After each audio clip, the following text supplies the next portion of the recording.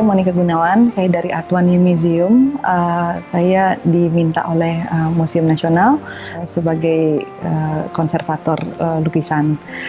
Karya-karya yang kali ini mau direstorasi, ada contohnya di samping saya dari potret lukisan bangsa.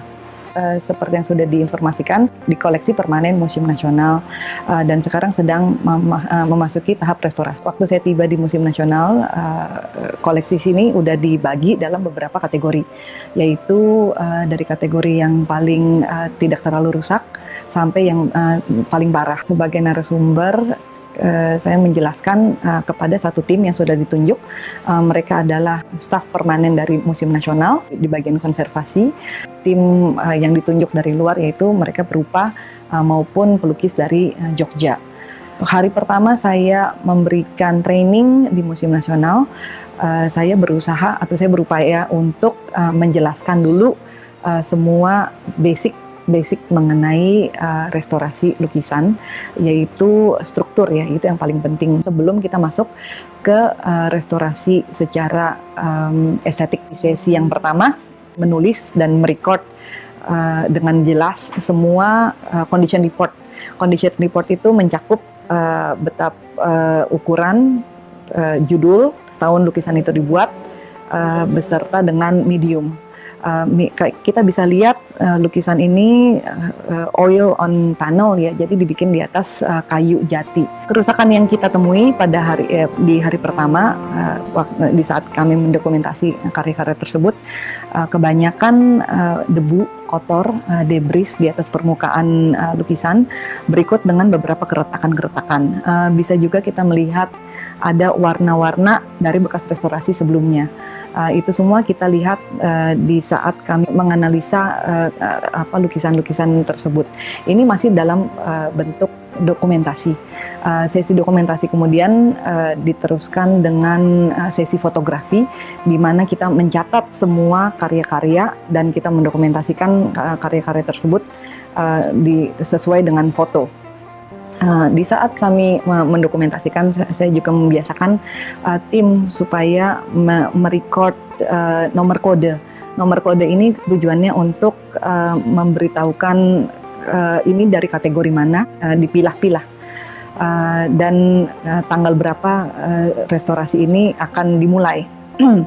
Jadi dari laporan analisa tersebut sudah cukup komplit mengenai informasi-informasi dari lukisan tersebut. Setelah kami selesai dari sesi dokumentasi di mana kami memfoto semua karya, termasuk kami juga merecord foto makro. Jadi foto makro itu khusus untuk kerusakan-kerusakan yang detail. Jadi kami mengambil foto untuk semua kerusakan-kerusakan baik di depan, di permukaan lukisan maupun di belakang lukisan. Setelah kami mendokumentasi, saya mengajak tim untuk masuk ke cleaning ya. Jadi biasanya setelah dokumentasi ada cleaning. Dari cleaning itu kita mulai membersihkan permukaan baik di depan maupun di belakang lukisan. Kemudian kami mulai mengangkat semua debu, kotoran maupun debris di atas permukaan cat. Yang perlu diingat adalah mengangkat kotoran itu bukan mengangkat kotoran yang di atas dan mengangkat cat dan bukan mengangkat vernis, tetapi mengangkat kotoran yang kadang-kadang menempel di atas vernis. Itu juga saya berikan penjelasan supaya tim paham betul mengenai kebutuhan dari cleaning, karena cleaning itu kita menggunakan banyak solusi, banyak bahan kimia, dan kita mesti tahu persis bahan kimia seperti apa yang dibutuhkan untuk mengangkat kotoran-kotoran tersebut tanpa mengangkat lapisan cat yang ada di bawah vernis.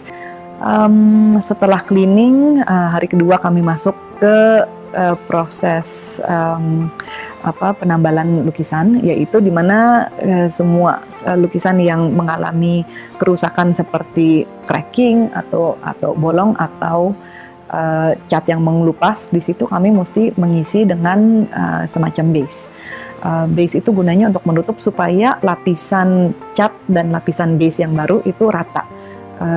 Semua lukisan yang dimana ada cat yang peeling atau mengelupas, kami berusaha supaya dikembalikan ke level yang rata.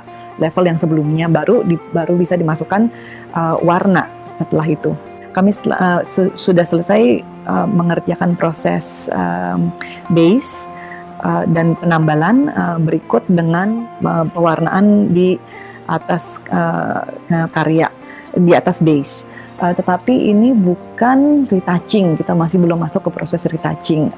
Teman-teman di dalam laboratorium masih mengerjakan proses retouching, yaitu sebuah teknik mewarnai dengan beberapa warna dengan teknik astrokromatika. Sebenarnya itu bahasa di Eropa yang menjelaskan bahwa teknik restorasi untuk museum mesti menggunakan garis-garis dan hanya penyaru untuk sebuah warna. Jadi tidak pernah kita memberikan warna asli atau ditumpuk di atas warna yang sudah ada, tapi kita hanya memberikan impression saja gitu. Untuk di restorasi museum ini sangat penting karena di situ ada informasi-informasi tertentu dan ada penjelasan lebih lanjut mengapa karya ini mesti direstorasi. Jadi itu yang kita berusaha informasikan ke publik. Setelah dari pengerjaan proses restorasi secara estetik, yaitu kita memasukkan warna, masih ada satu proses lagi untuk memvernis karya, di mana semua warna yang sudah kita isi atau yang sudah berhasil kita retouching akan kami lock untuk kedepannya, sehingga lukisan tersebut akan lebih awet untuk tahun-tahun mendatang. Lukisan ini juga sudah melewati proses anti rayap, di mana kami sudah men-treat dari belakang lukisan, sehingga